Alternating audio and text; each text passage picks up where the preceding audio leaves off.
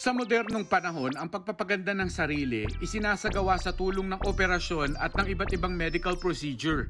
Pero ayon sa cultural anthropologist na si Dr. Nestor Castro, nung sinaunang panahon, ibang-iba raw ang mga paraan ng tinatawag na body modification. Halimbawa na lang sa Cordillera region.